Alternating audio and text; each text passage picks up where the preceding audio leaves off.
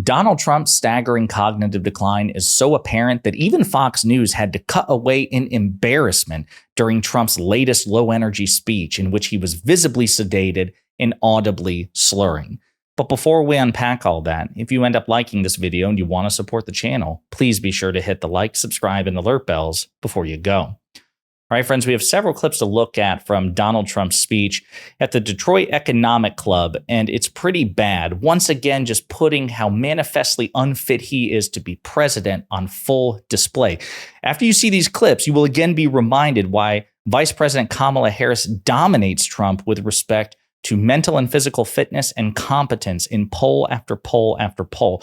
But the first clip I want to show you is really funny because it shows Fox News hosts cut away from Trump's speech in embarrassment, and even the Fox News host in question, like, trying not to laugh as she tries to cover for him and his very diverse speech. Family SUV so much. And along the road, you made the American automobile an inseparable part of the, and it was inseparable of the American dream. It was part of the American dream. But after decades and decades of All right, so we'll keep monitoring the former president's remarks there in Detroit. Taking the opportunity to talk about the storm off the top and those who are still struggling. Wide-ranging speech so far there at the Economic Club of Detroit, John. Family SUV. Wide-ranging speech so far in slurring. And again, it gets worse from here. But you know it's bad that Fox, who used to carry Trump's speeches in their entirety, are almost eager to cut away from it because they know how bad he looks. And speaking of how bad he looks, here's another example of, again, a visibly sedate and audibly slurring Trump from that same speech. Aren't they approving voter ID? Democrats don't want voter ID. You know why? Because they want to cheat. But they don't want to. I say, oh, they don't. When I first thought, I thought I was seeing things. I thought I was like, I didn't hear that when I first started this, that say the Democrats will not approve voter ID. And it's only gotten worse. Gavin Newsom, the governor of California, just passed a bill, he signed a bill that you're not even allowed to ask anybody whether or not they have voter ID. Not only. So again, you can hear the slurring, the sudden stops, the sentence fragments, the incoherence. This is what happens when he doesn't stick to a teleprompter. And quite frankly, he doesn't deliver a speech off a teleprompter particularly well because he's reportedly not a very good reader. And before I play some other clips of Donald Trump from the speech at the Detroit Economic Club, I do want to point out, again, just emphasize the double standard that Donald Trump benefits from, by the way. Again, this is an asymmetry which, per usual, grades Trump on a curve and at the expense of Democratic politicians. And Kai von Schroff, a Democratic surrogate, made this point on News Nation in terms of how the media handles Trump's mental fitness compared to President Biden's. Now, I will say, I do think one of the biggest stories here is that we did have an explosive report from the New York Times about Trump's decline and his age and his inability to keep up with his campaign schedule. He pulled out of this major interview, a 50-year tradition, last minute. We've been watching him go more and more unhinged, less in control at these rallies when he does them. And somehow, and I know I've been on your show so many times, for months and months, the question was Biden's age, Biden's age, Biden's age. And I can't believe that that is not the number one story right now.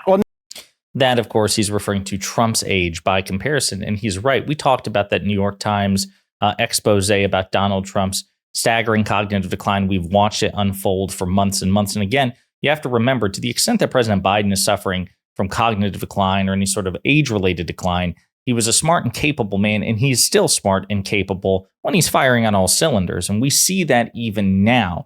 Donald Trump was never a particularly bright person, particularly in the realm of politics. He couldn't answer questions substantively or concretely with respect to foreign and domestic policy. So his baseline was much lower than President Biden's to begin with. But again, if you have concerns about whether or not a presidential candidate is mentally fit to be president, that's perfectly fair. If you have questions about their age, that's also perfectly fair, Republican or Democrat. But we should expect people to hold the candidates to the same standard. And unfortunately, that's not what's happening for Donald Trump. And of course, it's going to Trump's benefit. Having said all that, I want to play some other clips from this speech. And again, we'll unpack them together. We allowed them to come in and raid and rape our country. That's what they did. Oh, he used the word rape. That's right. I used the word rape. They raped our country. We allowed. So Trump here is referring to immigrants, not for the first time, suggesting that they're murderers, rapists, and criminals. But it's interesting that he is so emphatic on the word rape when, according to a judge, Donald Trump raped E. Jean Carroll. Again, the case for which Trump was found civilly liable for sexual abuse and defamation, the presiding judge made it clear to Trump's attorneys when they had tried to do some like post-verdict appeals, post-verdict legal action that actually, no, to be clear, in terms of the lay definition, in terms of common parlance, the jury found that Trump raped E. Jean Carroll by digitally, as in with his hands, penetrated her against her will in I think it was a Bergdorf Goodman store in the early 1990s. So Donald Trump is an adjudicated rapist. He's an adjudicated sexual assaulter. And here he is casting aspersions about tens of thousands, hundreds of thousands of people. And it's just, again, the hypocrisy is staggering. But again, the Republican Party has become such an authoritarian cult of personality. They don't care about Trump's factual, concrete, adjudicated transgressions. They don't care. Instead, they're much more preoccupied with the, insubstantial. I mean, Trump's not providing specific cases. Trump's not citing court cases. Trump's not giving you a specific, concrete example of an immigrant who has done these things. Instead, he's casting aspersions about an entire group of people baselessly to fearmonger off them. And his supporters are more concerned with that than Trump's own concrete, factual transgressions. Again, the double standard is truly staggering. But they couldn't get people, so they used to have the press stand in those circles because they couldn't get the people. Then I heard we lost. Oh, we lost. No, we're never going to let that happen again. But they could. So again, during that meandering clip, he's talking about the 2020 election. He's saying, oh, we lost. No, we're not going to lose. We've never lost. We're never going to let it happen again. And as a reminder, Donald Trump's allies in the Republican Party, particularly in Georgia, Lindsey Graham attempted in Nebraska, they are attempting to rig the election in Donald Trump's favor. He sent Lindsey Graham out to Nebraska in order to get Nebraska to change how they apportion their electoral college votes in such a way that it would guarantee that no Democrat could win an electoral vote in Nebraska, which has usually been the case. It's called the blue dot near Omaha, Nebraska, that Democrats reliably win that singular electoral college vote, and Republicans win the rest of the state. It's the antithesis or the opposite of what happens in Maine on the other side of the country, in which, Maine predominantly swings for Democrats, but there is a a red dot that Republicans reliably take. So these are the two states in the country that don't have a winner-take-all apportionment of electoral college votes.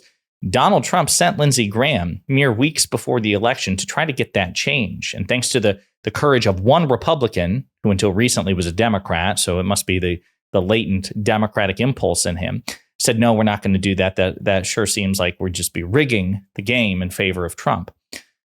Trump's allies in the Georgia State Election Board, I think three of them, it was a simple majority, 3-2, if I'm not mistaken, they voted to change the way that votes are tabulated, counted in Georgia in such a way that it has to be done by hand on paper, increasing the likelihood by far that errors are made and that the count is dragged out, basically creating a situation in which confusion and doubt can be fomented that Trump can exploit to try to create a legal challenge in order to get the election tossed to him if he loses it. That's the sort of thing that Donald Trump is doing, rather than to try to court a majority of voters, rather than trying to court the popular support of Americans. Instead, he wants to just be able to be as authoritarian and far right as possible and just rig the game in his favor so as to avoid trying to be popular, which, of course, he is not and has never been. Another clip. They're destroying our country. You see, that's the real threat to democracy, stupid people. That's the threat. Our biggest threat to democracy is stupid people. He's right. He's right. There are a lot of stupid people who constitute a threat to democracy. I'll also say that, unfortunately, many of them happen to be MAGA Republicans.